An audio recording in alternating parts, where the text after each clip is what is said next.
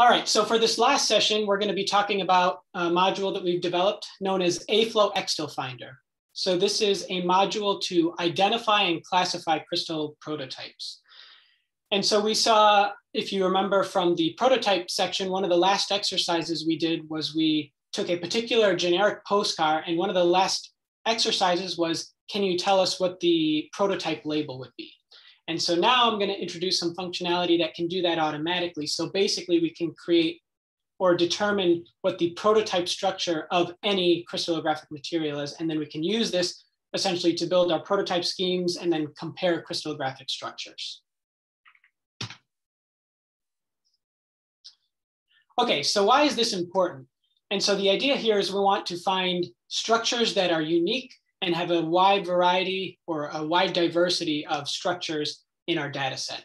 So for example, there are two objectives. One is we want to mitigate duplicates. So for example, one of the questions that was brought up was, why are there multiple rock salt structures, sodium chloride rock salt structures in the database? And again, we've already discussed this, but sometimes certain repositories such as the Inorganic Crystal Structure Database might have duplicate compounds, or maybe, for instance, when we do the relaxations, since we're modeling things at zero temperature, they may relax to the same structure. And so we want to have a module or a routine that can essentially determine when this happens, so when we have duplicates in our data set. And so this is particularly important for applications for data mining, or just like in the previous section, machine learning. So for example, if you're trying to train a machine learning model, you don't want to have duplicates in your set because that can bias your machine learning model. So for instance, again, in the context of the sodium chloride, if you have maybe 20 or 30 of the same structure, your machine learning model is going to pick that up and it's going to bias it in a certain way. So again, we want to have some functionality to essentially weed out the duplicates, so that way we're only running on unique structures. So that's one goal of this particular module. The other is we want to identify and classify prototypes. So again, the idea here is that we can take your geometry file and then convert it essentially into this prototype, so that way we can use it as a backbone structure and then decorate it with different elements to help enhance or accelerate materials discovery. So, but there's a caveat with this, because typically we're working with crystallographic structures. So again, if you remember, these are periodic systems. And as we saw in the structure conversions in one of the exercises, that there's many different representations for a single crystal. So you could have a conventional cell, primitive cell, a supercell, many different representations. And so that kind of obfuscates similarity. In addition, we may have different lattice or origin choices. And so this is an example that I've shown here. There's essentially 3 different representations of the same structure. And so these are duplicates, but again, we need a routine that is rigorous enough to determine similarity regardless of its representation. And so that's where this comes into play.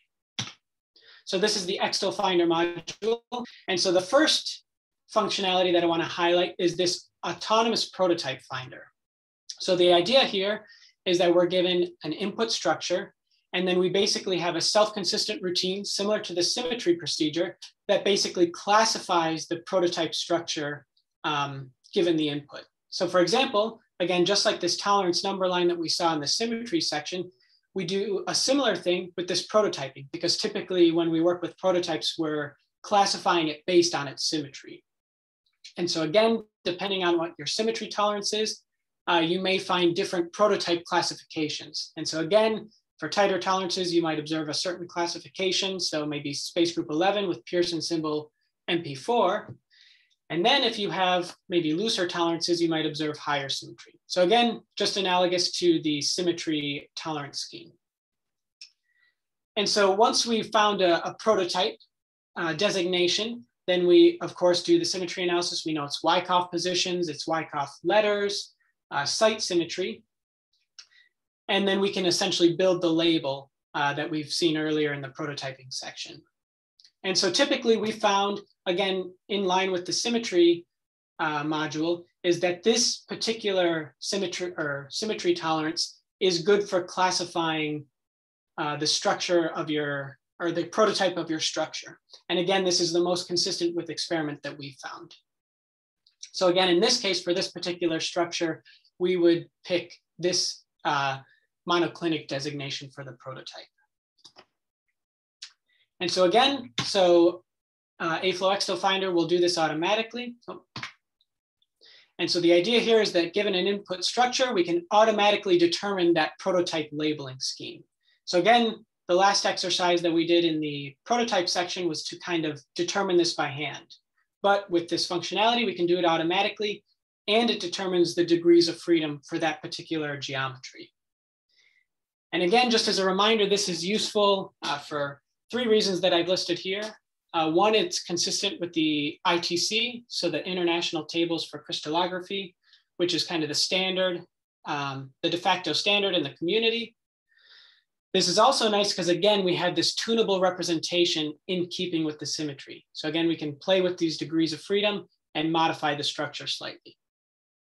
And additionally, once we have this representation, we can easily regenerate or generate geometry files with the AFLOW prototype software.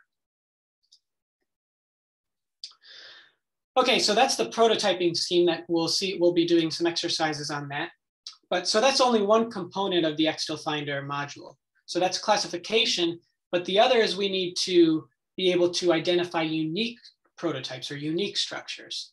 And so in this module, we offer essentially 3 varying degrees of comparison. So the first is symmetry comparisons.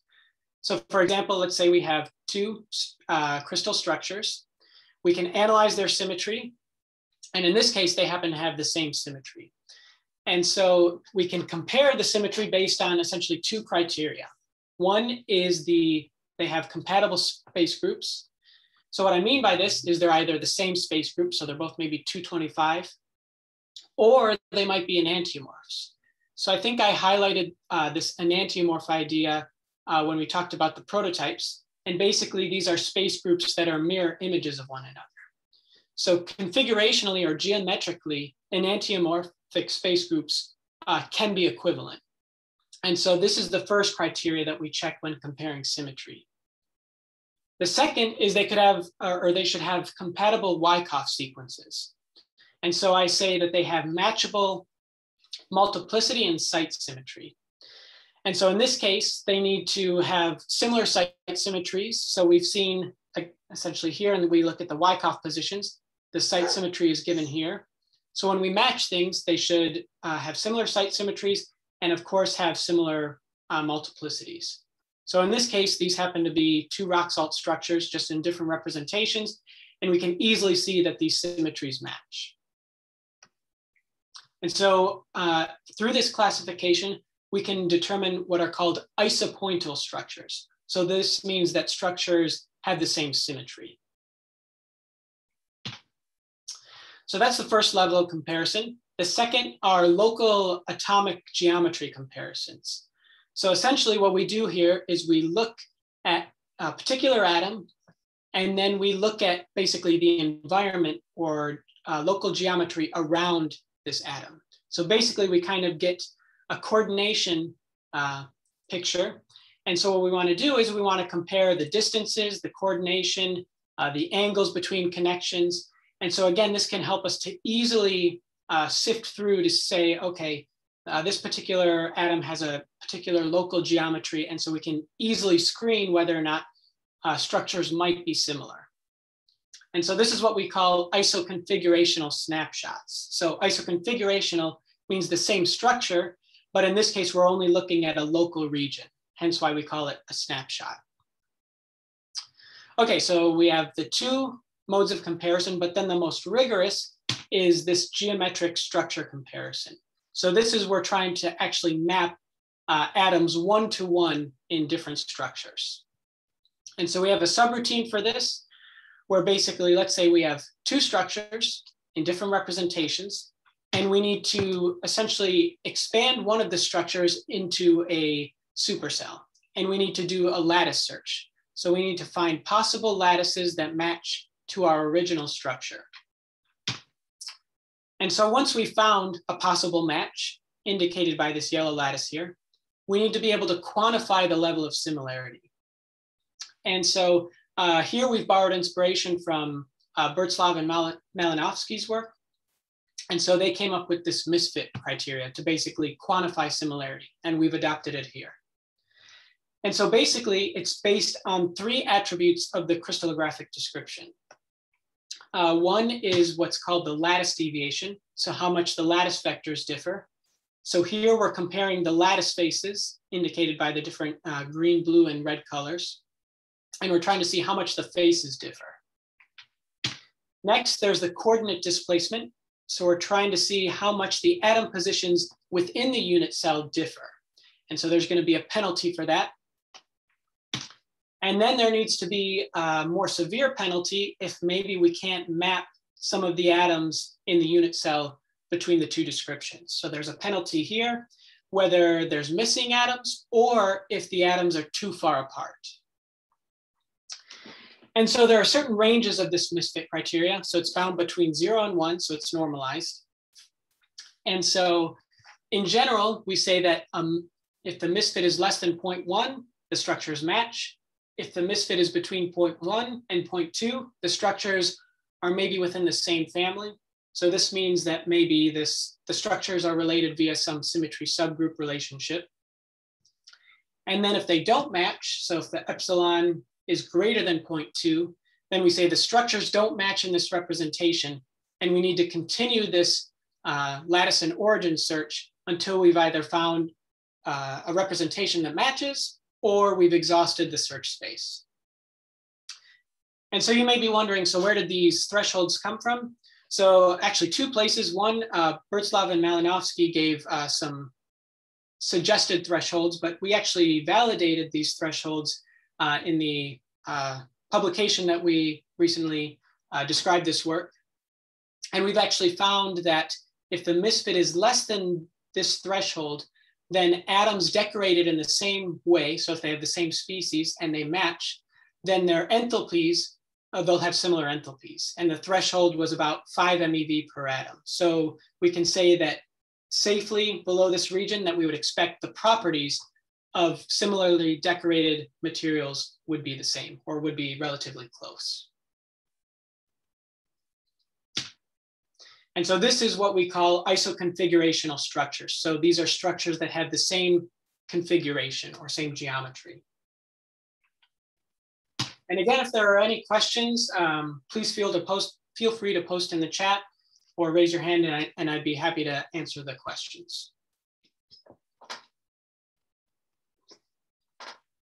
Okay, so now we've seen that we can classify crystal structures, and now we can also compare them.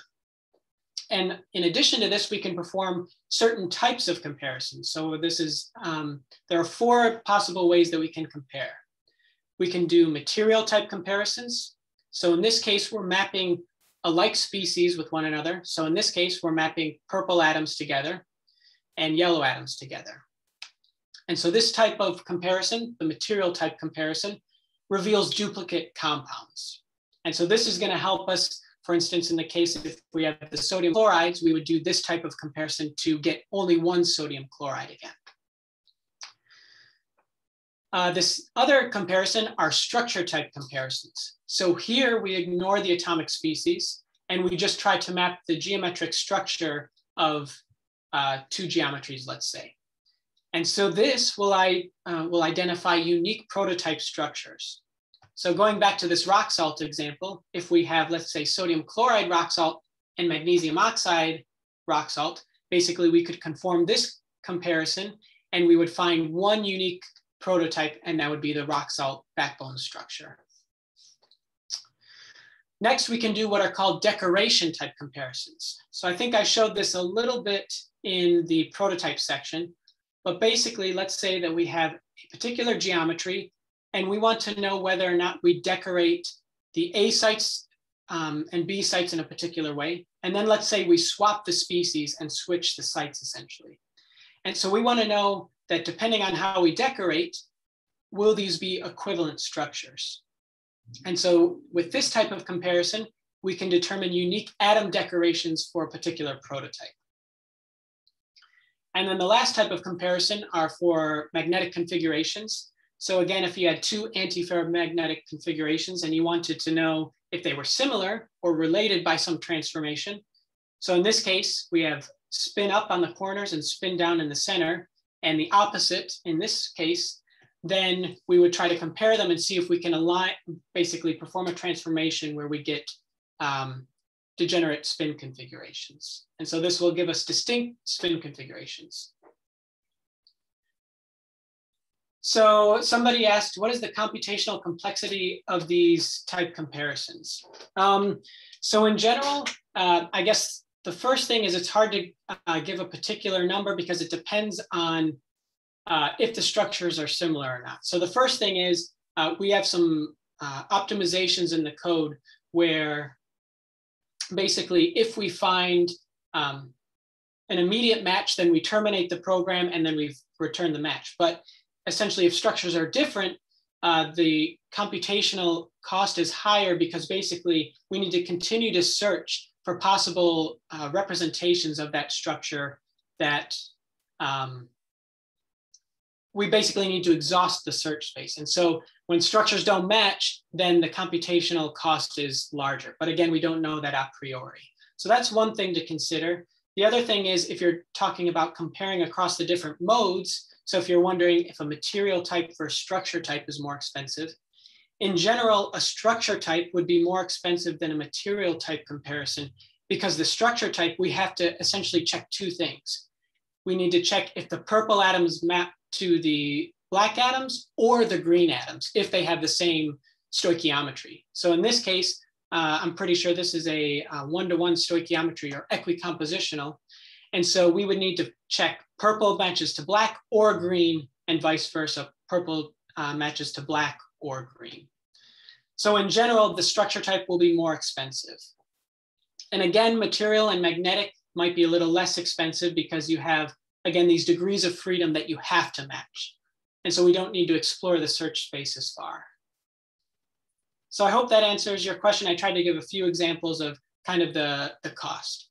But we'll see examples when we do the demos, and you might be able to see when we run the calculations or the analysis, you might see that some analyses take longer than others. So excellent. I'm glad that answered your question. But great question. Okay, so those are the four type of comparison modes that we can do, or at least atom mappings.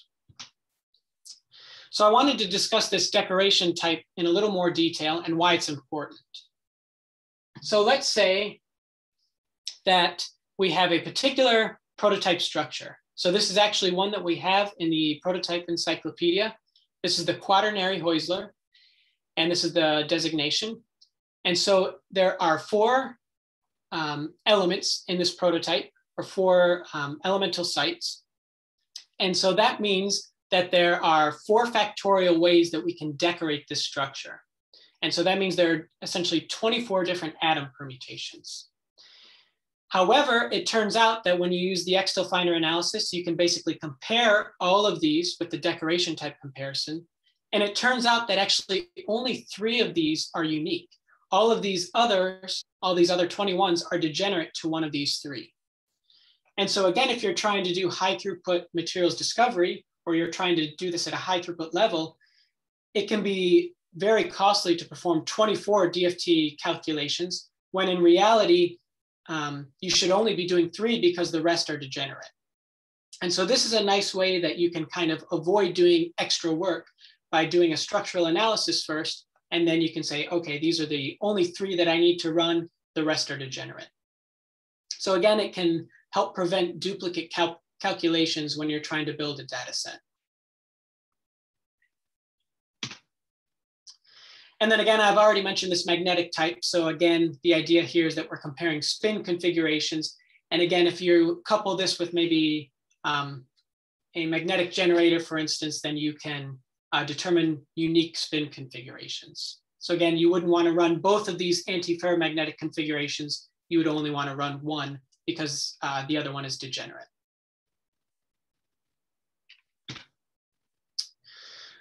Okay, so there's the different type of comparison modes, but I also want to mention that we can perform multiple comparisons with a given command. So instead of just comparing one structure to another, you can also take a set of structures. So here, let's say we have a set of compounds to compare, and we can compare them with one command automatically. And so here's essentially the loop that XtalFinder will perform.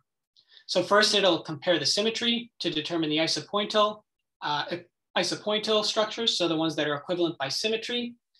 Next, we do this, compare the geometries. So these are near configurational snapshots.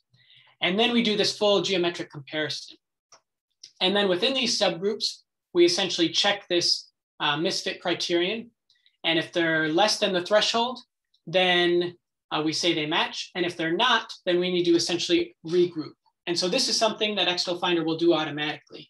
So instead of having to rearrange your structures and say, okay, now I need to compare this to this and do all these cross comparisons, XtalFinder will do this for you automatically. So again, it's really useful for doing this in an automatic fashion. And also we have threaded or multi-threaded these blue boxes here. So all of these comparisons here, you can specify multiple threads. And so again, you can accelerate the speed of the computation by specifying the number of threads. So if you have more than one core, you can use that option. So in addition to that, I've already mentioned in one of the previous sections about the AFLOW prototype encyclopedia. So maybe you want to know, I have a particular geometry. I don't know if this actually matches to something in the encyclopedia. And so we actually have functionality to do that where you can input a geometry file and it will check the geometry against the AFLOW encyclopedia, and it will check for possible matches, and it'll tell you how close your structure matches if it found a match. And you can then determine, the label, the common name, the strukturisch designation. And so again, this is a nice way that you can determine what the actual prototype information is of your structure. And so I'll show this functionality. And in addition, you might be thinking, well, can I compare my structures to the database? And indeed you can. So for example, so somebody has a question, the misfit criteria, is its range generally independent of the cell sizes? So that's a good question. In general, I would say yes, it is. I would say it's a little sensitive to cell size. So there is an option that, and especially that comes into play when you consider, let me go back.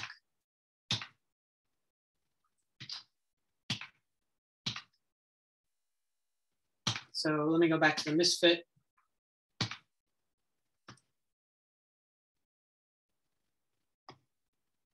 One more.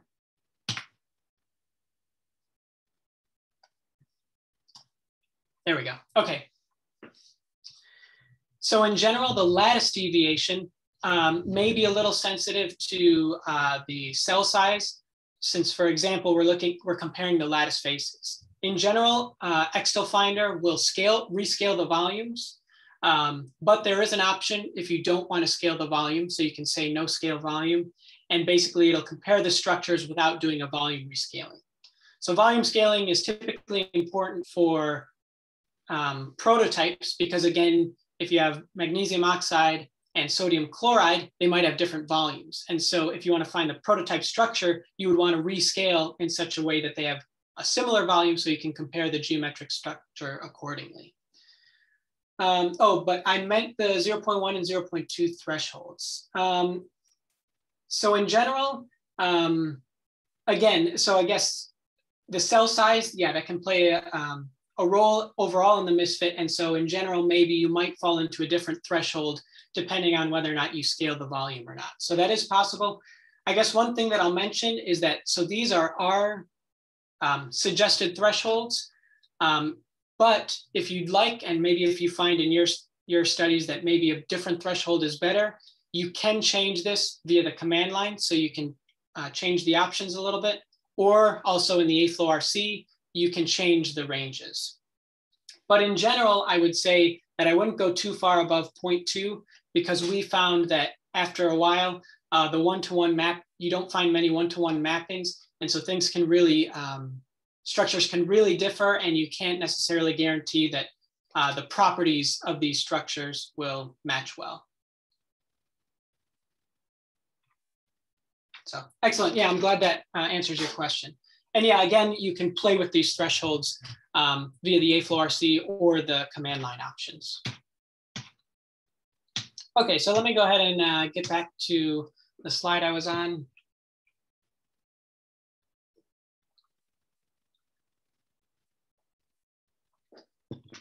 Okay, so you can also compare your input structure to the AFLOW database. So for example, again, favorite example, sodium chloride rock salt, you can take your geometry and you can check to see whether or not we have it in the AFLOW database, which we already know we do. But basically, this uses the underlying AFLOW search API that Dr. Esters mentioned yesterday. And so basically, XtalFinder will analyze your input structure, and then it'll perform an AFLOW query according to that structure.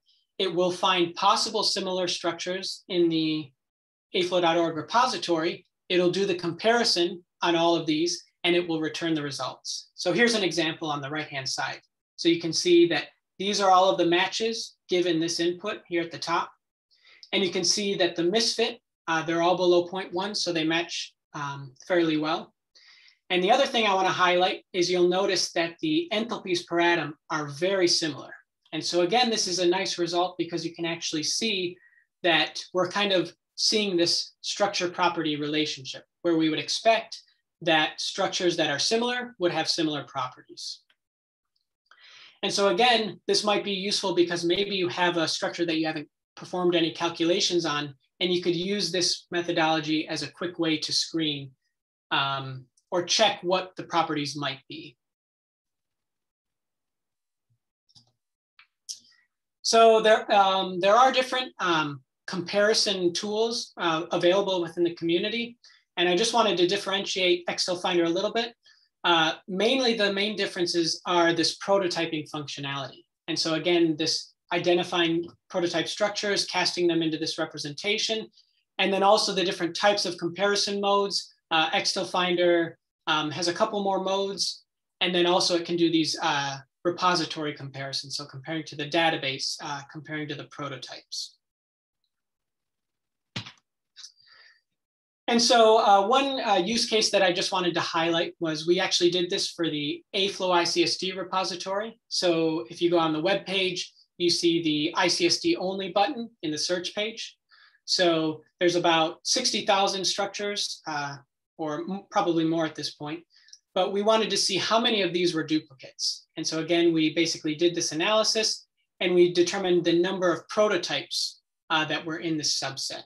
And so you can see we found about 15,000 that were unique. And here we list them by symmetry. And so what's interesting or nice to see is that you would expect that lower symmetry prototypes are more prevalent than higher symmetry. And this just has to do with the fact that typically lower symmetry prototypes have more geometric diversity that they can kind of play with. While if you have higher symmetry structures, there isn't a lot of degrees of freedom, otherwise you'd be breaking the symmetry. So this was kind of a nice result as well. This was useful because now we can identify prototypes that maybe we should add for the encyclopedia. And so here are the top 5 most common prototypes that we found. And we tried to compare them via the compare to prototypes to see if we were missing any. And so we actually found some that we needed to add to the database or that we thought we should add to the encyclopedia. And we actually found quite a few, and we've actually already implemented this in part 3 of the encyclopedia. So they're already, a lot of these are already there, and we're continuing to add more prototypes for part 4, part 5, etc. And so this is nice because now we have an automatic scheme to find new prototypes that we can add into the prototype encyclopedia. And there's a couple of other places that XtalFinder is used throughout the AFLOW software. So Dr. Osis mentioned the AFLOW convex hull. So it's used there to compare or to analyze similarity. We've used it in a biometallic glass study to basically populate phase diagrams. So again, we want to find unique structures and populate phase diagrams. So we use the AFLOW-XtalFinder module to do that. There's also a study we did for symmetry constrained calculations. So again, once you have this particular representation and you know the degrees of freedom you can tune, you can actually perform symmetry constrained relaxation. And so that's a work that we did in this publication here. And then we'll see tomorrow in the AFLOW-POC module, there's a structural analysis that needs to be done there. And you can do two different ways. I think Dr. Osses is mainly going to focus on the UFF way to compare, but you can also use AFLOW-XtalFinder as well to do more rigorous comparisons if you'd like. But again, it might be a little more expensive because it's a little more rigorous of a check. Okay, so are there any questions up to this point about the AFLOW-XtalFinder module, the things that we can do? If so, please feel free to post in the chat. Otherwise, in the meantime, I'll go ahead and start to navigate to the exercise folder.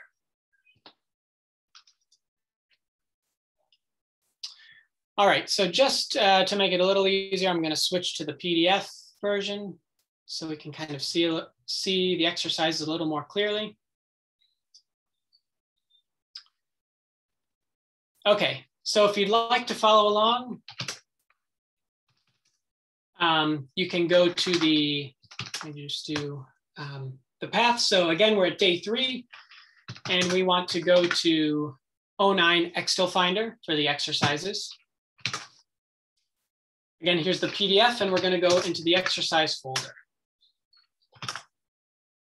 All right, so we have a few demonstrations that we're going to go through. And so this first, let's go into the subdirectory one map to prototype. So CD one map to prototype. Again, you can use tab to autocomplete. We do ls, and we see we have some geometry files in here. And let's go ahead and cat the readme to see what we're going to be doing. So here we're just going to map each structure to its standard prototype designation and internal degrees of freedom. So we have three postcards, and we're going to use this command AFLOW prototype. And so on the left-hand side here, you can also see the command. So let's go ahead and do that. So we would do again, you may need to load the module if you haven't already. So module load AFLOW. So that should be loaded already. And then the command would be AFLOW -- prototype. And then we're passing in a geometry file. So pass postcard 1. And so you can see that in this particular case, the geometry file, the AFLOW label is given here. The degrees of freedom or variables are listed here. So these are the variables you can tune. And then these are the actual parameters associated with this particular geometry. And so just so we can see what the postcard looks like, you can see it was a normal postcard. And yeah, it was a mystery postcard. And so we determined what the AFLOW label and parameters were. And so again, you can do this for different structures. So here's postcard 2. I believe this is a somewhat larger structure, so it takes a little bit longer. Yes, there's 108 atoms in the conventional cell, so it's a little larger, but this is the AFLOW label. And then postcard 3. And what's nice is, again, I said that you can actually,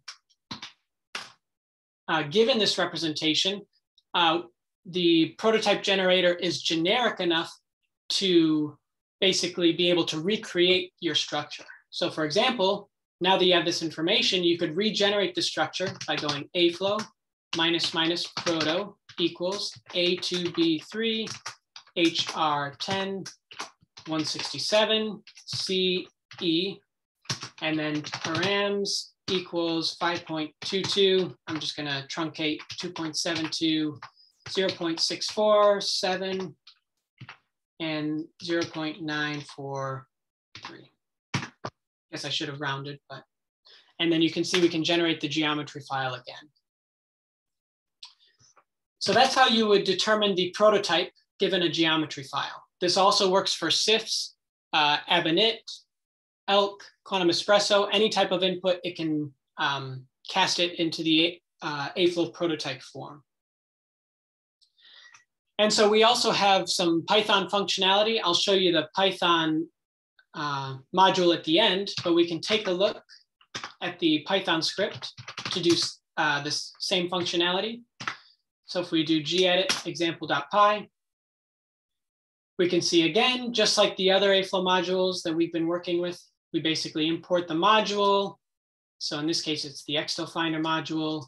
We instantiate the class. Again, here you can specify the AFLOW binary path. And if you leave it empty, it'll just do the default that's in your path. And in this case, the method that we would be calling is get prototype label. And then we give the string to the geometry file. And then we can print it out. So let's go ahead and close. And if we just run this Python script,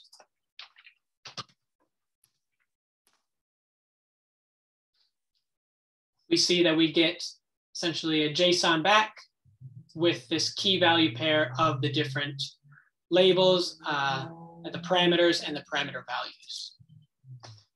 And so this also means that there's some printing capabilities that you can append to this command. So for example, you can do print equals JSON from the command line, and you get essentially the same thing.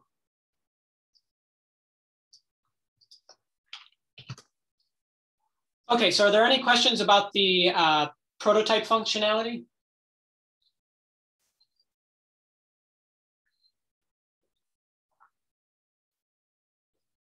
Okay, so if not, we'll go ahead and go to the next exercise.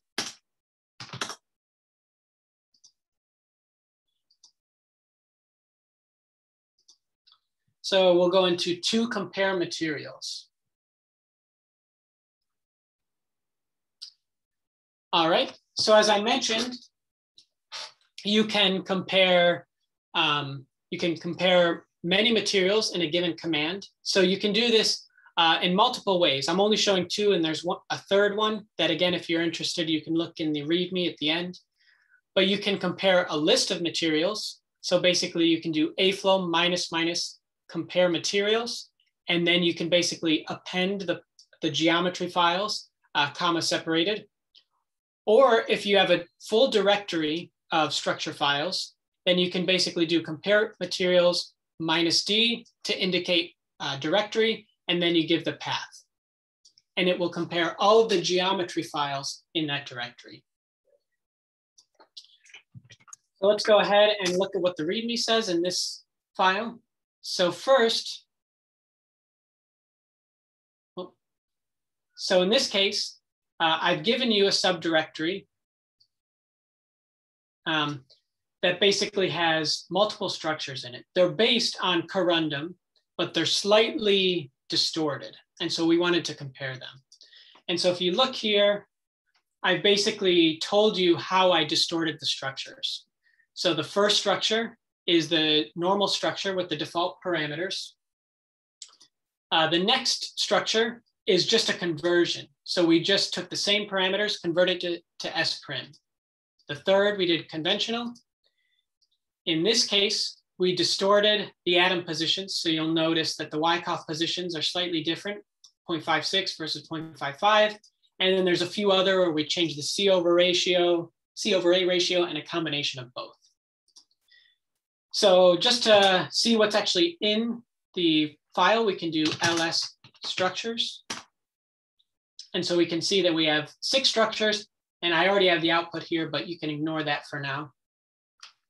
But basically what you can do is you can compare them by doing AFLOW -- compare materials -d, and then we can put the path, which is structures. If we do this, then you'll notice we'll get some warnings. So basically it was saying that there were some files in the directory that weren't actually geometry files. So AFLOW will process all of the files in the directory. And if it's not a geometry file, then it will ignore it. So for example, there was this random output file, And it said, we're ignoring this. This isn't a real structure. So it did only grab the 6 structures in here, and then it printed the misfit value. So it's kind of hard to see from the screen, but we actually, if we go into this subdirectory, we can see that it generated actually this 2 files, a material comparison output.out and a JSON. Let's go ahead and open the .out. Yes, so somebody asked in this example, compare materials, is there a way to suppress the messages? Absolutely. So let's go back to this command. Let's say you don't want to have this message every time. There is some information that's useful, but again, if you just wanted to maybe run a script and you didn't want to see all this output, you can do --quiet, or just, I think, --q. Oh. -q, I think.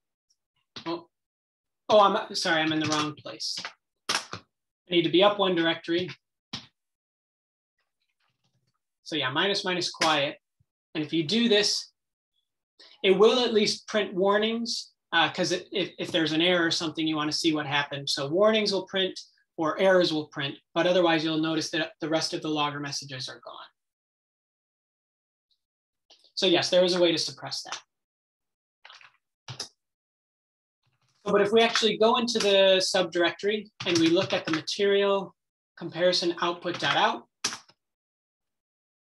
we can see, and again, I'm actually going to use gedit, sorry.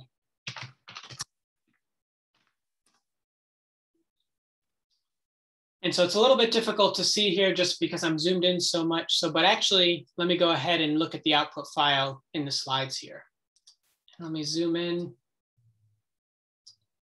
So basically, the numbers may differ because I think this is a slightly different example, but you'll notice that essentially the output is as follows. So basically we have the composition, space group, the Wyckoff positions, and it tells you the number of compounds that match to the structure. It'll list the duplicates, and then it'll list the misfit. And then if there may be some that actually this one didn't match, so essentially put it into its own group, and you can see there's no duplicates. In this case, in this example, all 6 of the structures matched. And here's the input structure.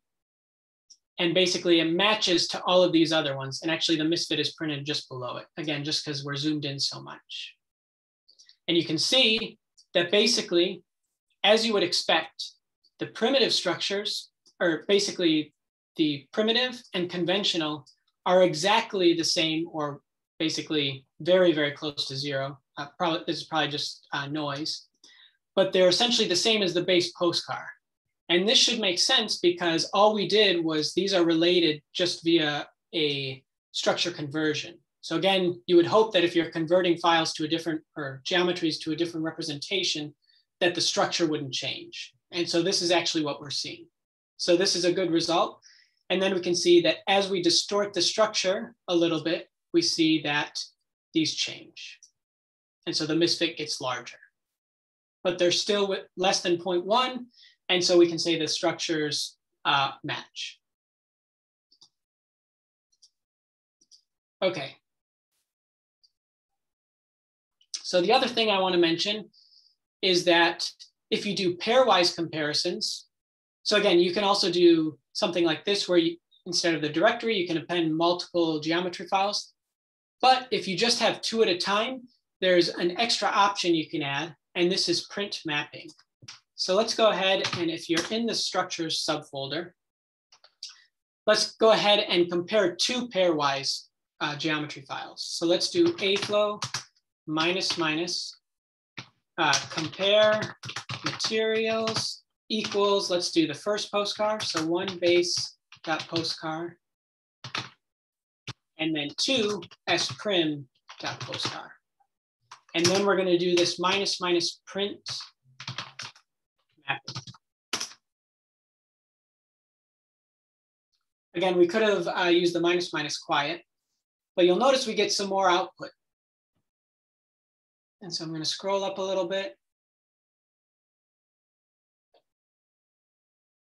All right, so here we have the mapping results. So we give some more information. So we say that this is the misfit, so it's essentially 0, as we would expect for just structure conversions. We would expect there to be no deviation. Here's the broken down misfit value based on those 3 criteria that I mentioned. And then there's also structure transformation information. So here, if there's a scaling factor relation between the two, in this case, we didn't have to rescale them. And then also a basis transformation and rotation. So basically, if we needed to change the lattice vectors, that's a basis transformation. This is the rotation matrix. And then if there's an origin shift. And so what you could easily do is you can basically, given this information, you can basically use these matrix operations to basically convert, rotate, or transform your structure so you can see how they map. But we've also given the mapping information here. So again, the output is a little squished. So I will go ahead and show it to you in the PDF here. So on page 22. So here I've kind of done it side by side. So again, here's the structure transformation. And then below this, these are basically the atom mappings between the 2 structures. So here's the atom indices that map, the species that map, and then the distances between the mapped atoms. So you can see they're all below 0.1 angstrom, so they map pretty close in this example. And then this is the vector in Cartesian coordinates that maps the structures. And so again, we had to perform some type of transformation to get these structures to match. And so here we basically print the original structure, so the reference structure, and then the map structure. So this is after doing the transformation. This is what the second structure looks like. And this is the closest matching representation. And so if you look at the map, for instance, you can see that the 0th vector in structure 1 is 0.35, 0.35, 0.35. And then it maps to the second, or essentially the third in this list. And you can see it's pretty close to 0.35, 0.35, 0.35. And so basically that's the mapping between the structures.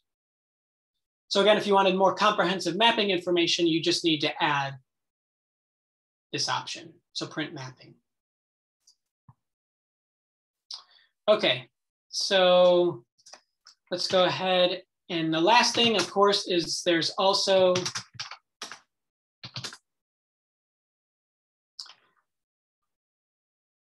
there is an option also, this no scale option. So let me go ahead and just cat the readme. I think I had an example of this.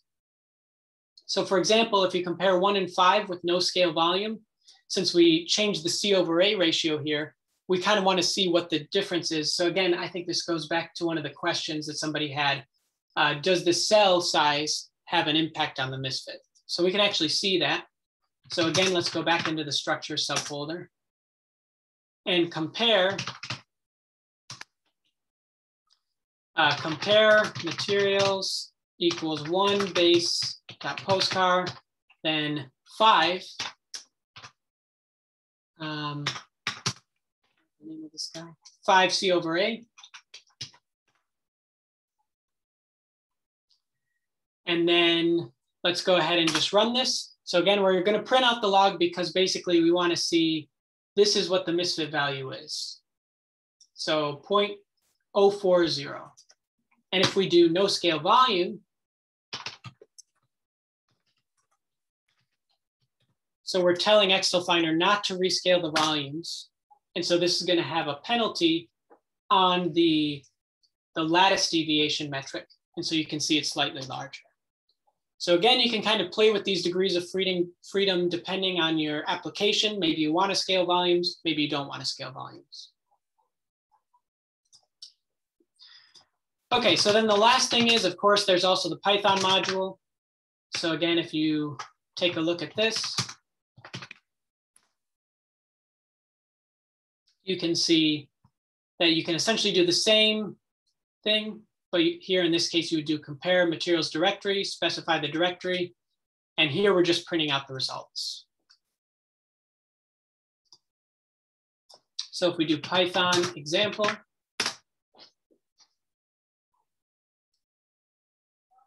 again, it will put the warning to the screen because again, we have these non-geometry files in there.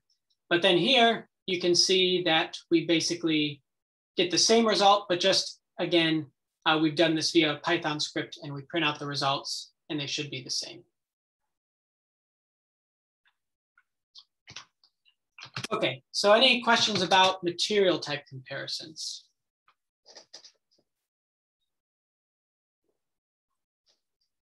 Again, feel free to post in the chat if you have questions.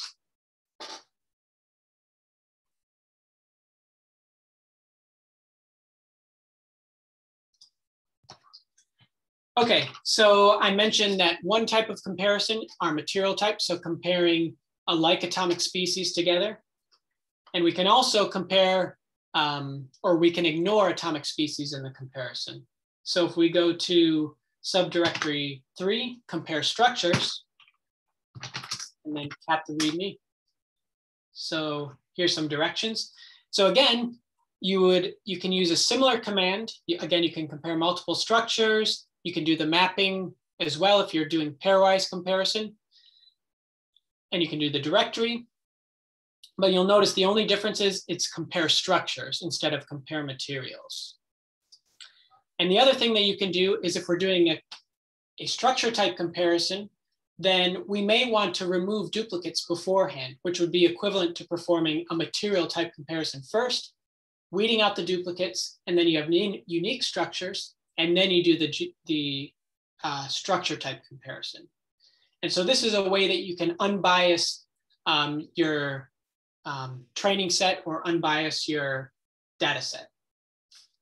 So we're going to do that. So if you do ls, you can see we just have a subdirectory of structures, and we actually have quite a few in here. So we have about 40 structures. And so again, what's nice is instead of listing all of these, all you have to do is you do aflow -- compare structures -d, and then the directory is just called structures. And then we're going to add this flag remove duplicates. So again, you can use the quiet if you didn't want to see the logger.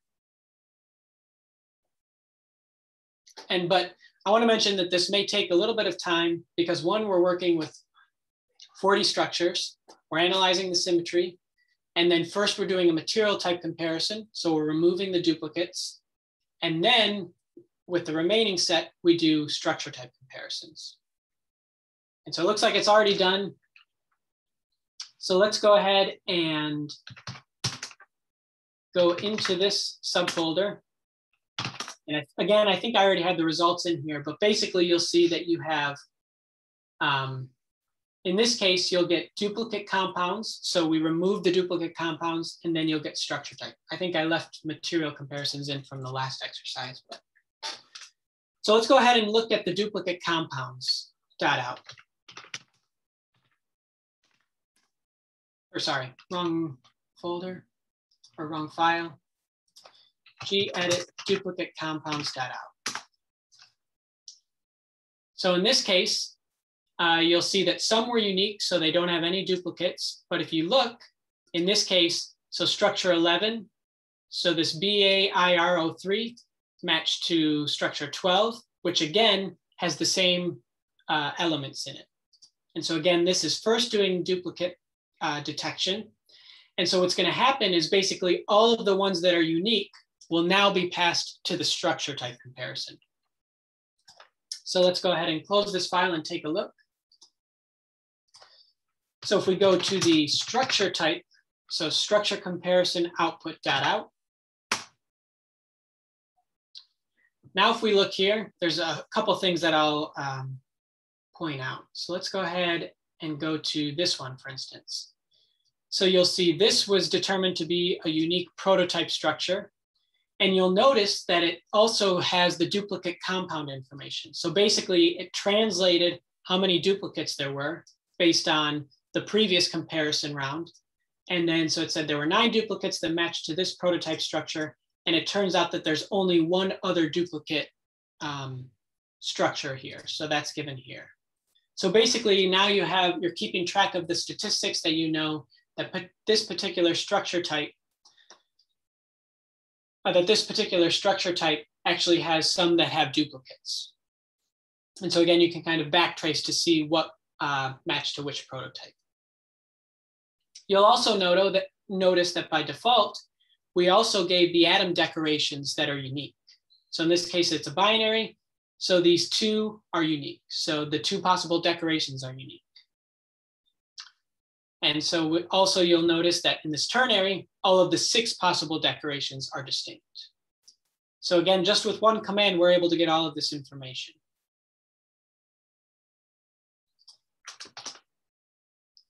All right, so we can exit here. Again, I'll close without saving.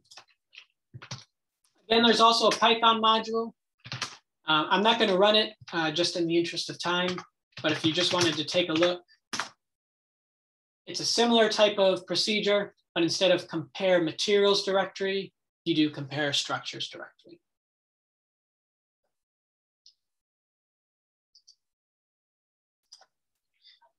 All right, are there any questions about structure type comparisons, how we can do this with XtalFinder?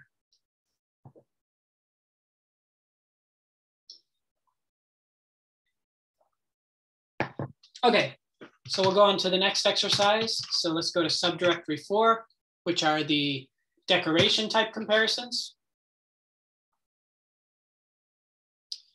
So this one's pretty straightforward to do. We can cat the README. And in this case, just like in the example that I showed during the introduction, we have the quaternary Heusler, and we want to determine the number of unique atom decorations.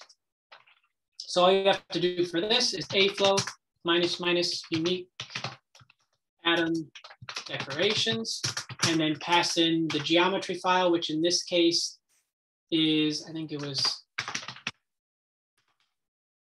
quaternary Heusler.postcard. So you'll notice there's only one geometry file, but what XtalFinder is doing under the hood is it's basically analyzing the structure, determining all of the possible 24 decorations in this case, and it's going to compare them all and determine which ones are distinct. There's also some internal procedures and some consistency checks, because only certain decorations are possible based on group theory, and that's something that's checked internally. So if you're interested in what those details are, I'd refer you to the publication. We discuss it in detail and how these consistency checks are important. So if we run this, it's taking the one structure, generating all 24, and then comparing them. And there's 3 that are unique, as I said in the introduction. And basically this set, so these 8 are equivalent to each other. These 8 are equivalent, and these 8 are equivalent. So again, instead of running all 24 of these for a DFT simulation, you'd only need to run essentially 3, and then the others are degenerate. If you wanted to see how closely these match, then you can do the print misfit, and it'll tell you how much or how close these decorations are. And in this case, they match exactly. And that's, in general, these have similar site symmetry, so that makes sense.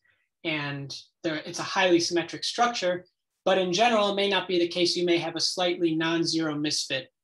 And so in case you wanted to have a certain threshold, that's something maybe that you can check or control with the AFLOW-RC file. Again, there's also the Python module, Python equivalent, and you would just use the get unique atom decorations and pass in the geometry file. And this one's pretty quick. So if you just run Python example,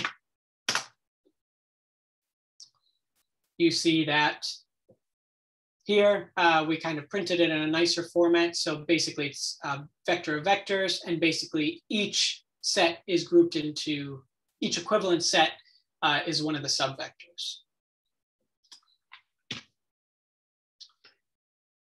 All right, so any questions about the decoration type comparisons? again, feel free to post it in the chat, or if I'm going too fast, please let me know.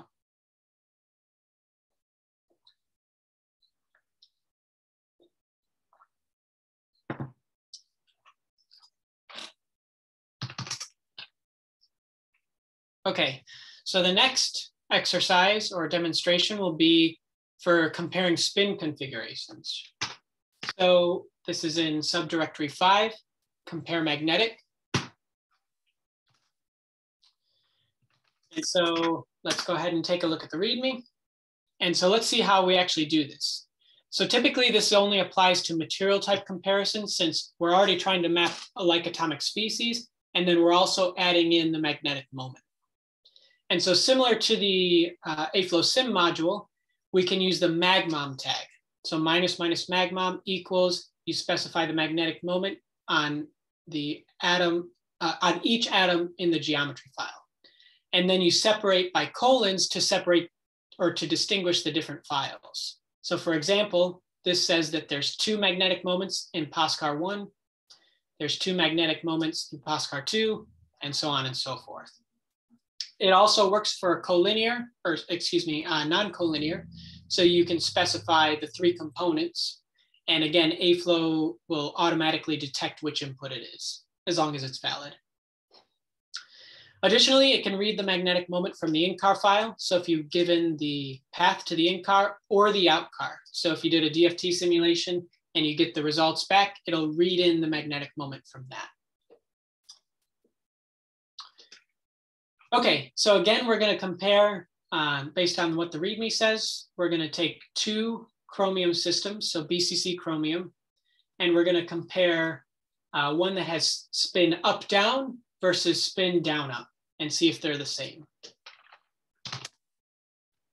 So you see, we only have 1 postcard, so we essentially have to use it twice. But what we'll do is we'll do AFLOW minus compare materials equals chromium BCC SCOND. So again, in order to actually capture the full magnetic ordering, you need the conventional cell for an antiferromagnetic configuration. And then we specify the same geometry file.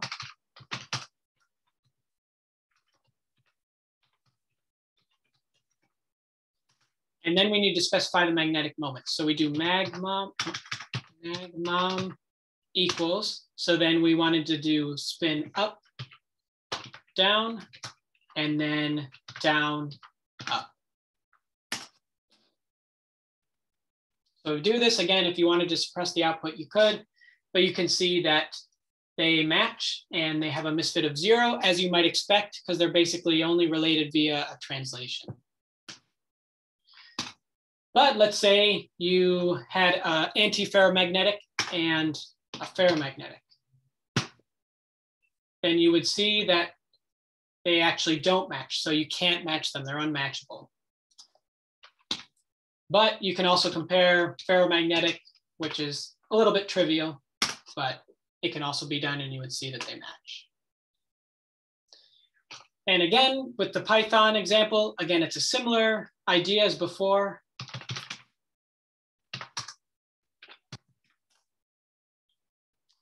And in this case, you just use the magnetic moment as an input to the compare materials. So you see we have the input files, and then we have the options, which essentially are created here. So we do the magmoms equals, and then we join the magnetic moments.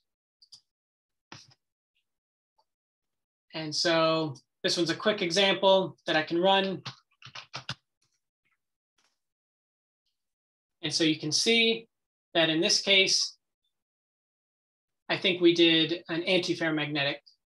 And in this case, you can see that the 2 spin configurations match.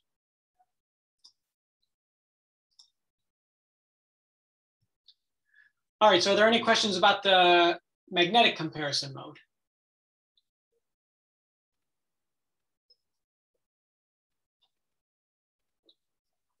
All right, so I guess we can keep going to the next demonstration. So we have 2 more, and then we'll do the exercises in the breakout rooms. So if we go to the 6th one, so this is compare to protos. And in this case, we have a particular geometry file, so mystery postcard, and we want to know whether or not it matches to any of the AFLOW prototype encyclopedia pages. And so we do this command, AFLOW -- compare to protos. So AFLOW -- compare to protos, or you could put prototypes, there's an alias for it. And then you do postcard.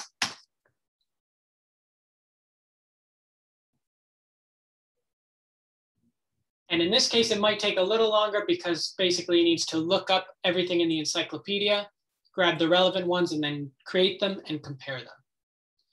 And so in this case, there's actually a couple of matches. And so this is probably just due to the fact that this particular structure was kind of in between two prototypes. So maybe it matches both to this one and this one, structure prototype 1 and prototype 2. And so that's why you see that it could be matching to more than one prototype. And so typically you would take the one that it matches to the best, which in this case is this designation here.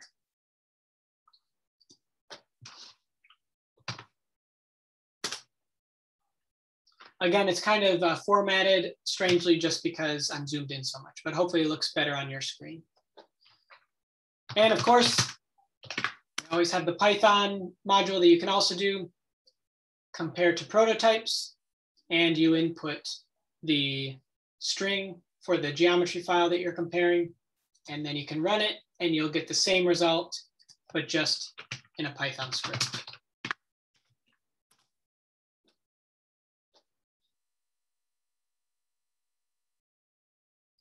Any questions about that? So here it's a little cleaner to see, just because we kind of printed it more concisely.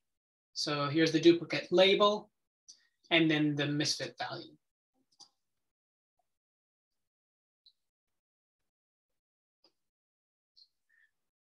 Okay, so then we have one more demonstration, then we'll go into the breakout rooms. All right, so now the last type of comparison feature that I mentioned is comparing to the database. So let's tap the README. So in this case, we have sorry, I'm in the wrong subfolder. We need to go to 7, compare to database. At the README. And so in this case, we will take, again, our favorite sodium chloride rock salt structure, and we want to know whether or not it exists in the AFLOW database, which we know it does. But let's see it via AFLOW-XtalFinder. And then what are the enthalpies? So what we can do is basically we can use the compare to database command, but also I think something that I didn't mention is that we can also query properties to return for the matched structures. So again, since we're using the AFLOW API, we can also query certain properties like Dr. Esther showed us. And so AFLOW-XtalFinder will also use that functionality and print it out for the matched structures. So in this case, for this example, we're going to do AFLOW -- compare to database. And then the next part is we're going to specify certain properties that we want to return. And so basically you need to specify the API keyword that we're going to be basically querying. So in this case, it's going to be properties equals. And so let's get the enthalpy per atom. Let's also get the number of atoms in the unit cell. So that's given by the natoms keyword. And then just for fun, let's see what the calculation time was for each of these. And that's given by this API keyword. Now we just pass in the geometry file. And so you'll notice, I guess it went a little too fast, but basically it created the AFLOW matchbook request for you. And basically it's grabbing the structures. Now it's analyzing the structures, the symmetries, and then it's also going to compare the structures. Again, maybe if you're looking at a different screen, you can see how many it grabbed. There's a lot of logger information about how many structures were found, analyzing the symmetry. And up here, basically, again, I'm zoomed in so much that you can't really see, but basically it found some matches. And so let's go ahead and you'll see that some files were written out. So let's go ahead and open one. So this is material type comparison, or material comparison compare to database output, that out. And you can see that, again, it's a little scrunched on my screen, but basically you can see the list of duplicates. So this is the AURL. So it found this structure. And then the enthalpy was, or the misfit was printed. So here's the misfit. Here is the enthalpy per atom, n atoms, and the calculation time. So actually, I think this is the last demonstration. So let me actually just zoom in a bit. So maybe it's not scrunched. Oh, wrong window.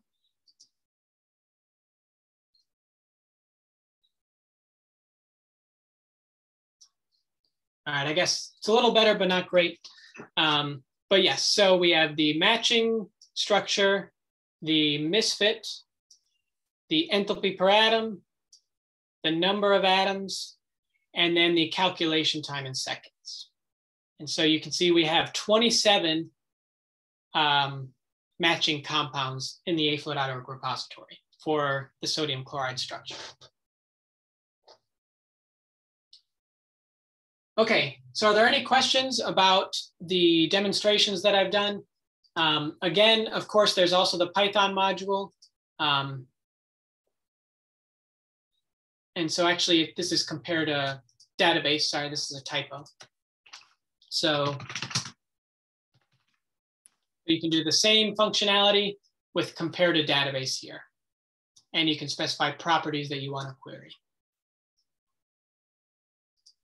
All right, so are there any questions about the functionality that I've shown? Again, feel free to post in the chat.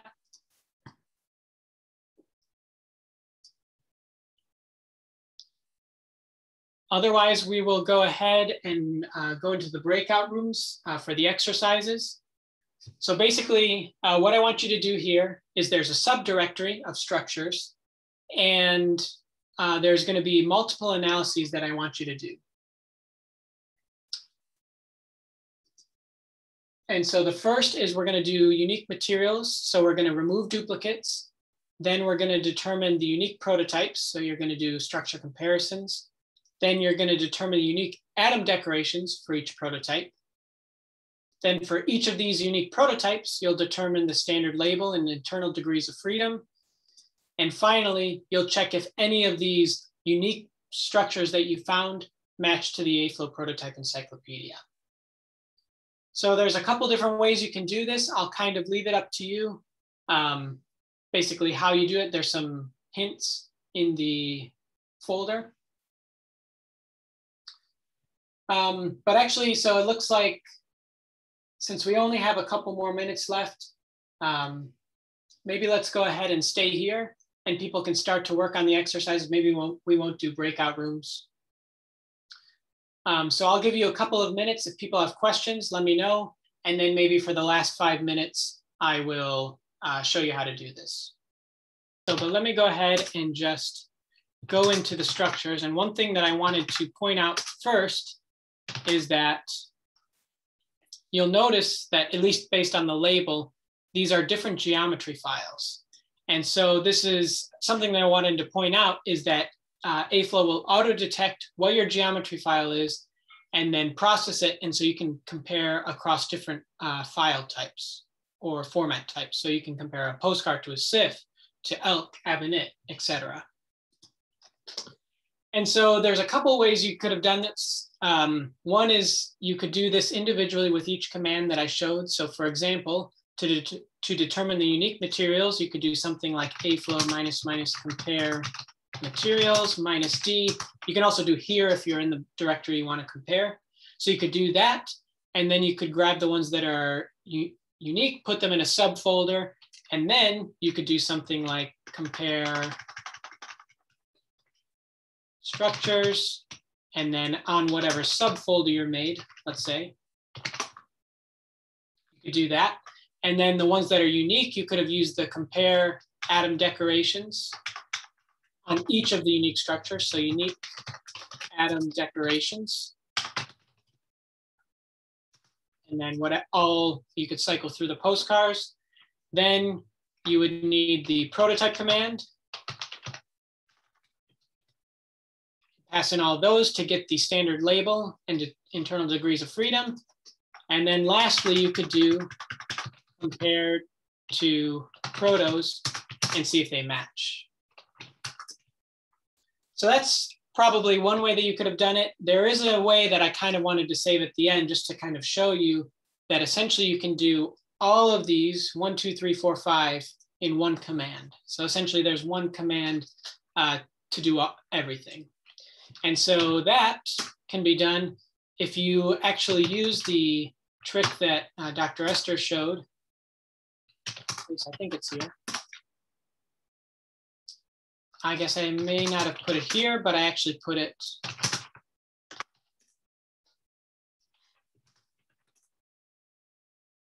Okay, so here. So you'll notice I have a hidden file that has the answer. And so here's the answers to each of the questions, but actually you can do all of these analyses in one command. So you would do AFLOW-Compare Structures. You would remove the duplicates as we saw before.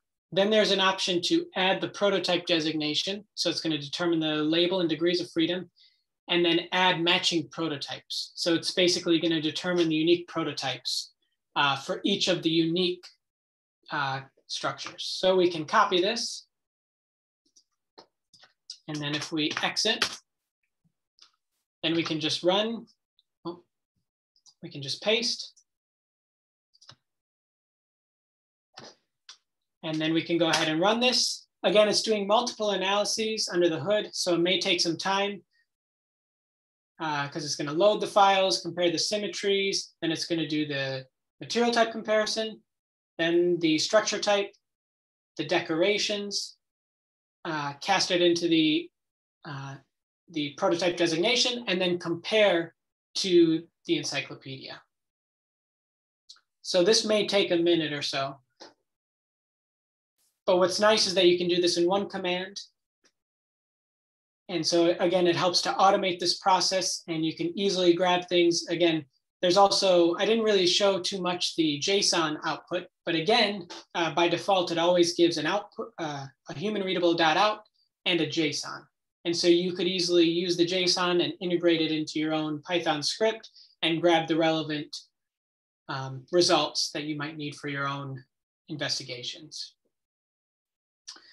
So you'll notice that it compared all of the structures and it already determined the unique atom decorations. It determined the AFLOW standard designation, and then it determined whether or not they map to any of the prototypes. So if you go into the structure subdirectory, and again, we have the duplicate compounds that we did, but then if we actually look in the structure comparison output.out,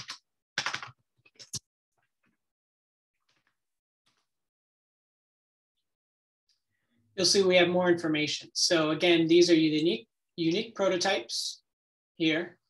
Then it has the AFLOW label, the parameter list, the values, and then it lists if it's equivalent to any of the AFLOW prototype labels, that's listed here. Then we have the atom decorations. And so you can see, in this case, it's a unary, so there's only one decoration, what the representative structure is, and then the ones that it matches to. And you'll notice that it's even across format type, so it matches to this SIF and ELK structure. And so you can see all of this information's here. And so again, you could refer back to the questions to determine which ones were unique, which ones were duplicates, and the number of atom decorations, etc. So are there any questions about that exercise?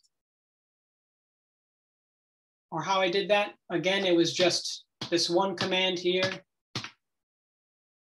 and we were able to do all of it in one go.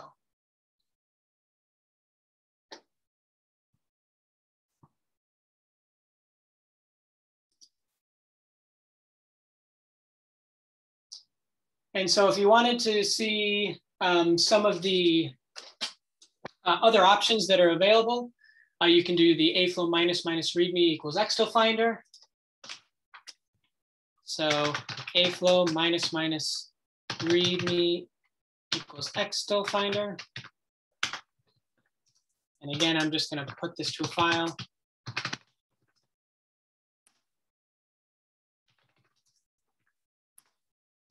And again, in the interest of time, I didn't get a chance to go through all of the options. I just tried to highlight some of the more interesting ones, or maybe the more useful ones. But here's an overview of the algorithm, what it can do. Some of the other commands that I didn't get to are listed here. Information about the routines, and then all the different options for the different commands. And one of the ones that I mentioned is you can do multiple processes. Or you can do multi-threading for a lot of the different analyses here. And so that's just done by adding the minus NP, so number of processors equals 1, 2, 3, etc. So again, just be careful if you're on a particular cluster, don't take up all the cores on your research group's machine. But you can specify how many processes you want to be, or how many multi-processes you want to spawn up. And again, if you want more information about the subroutines and the functionality, there's also the article here.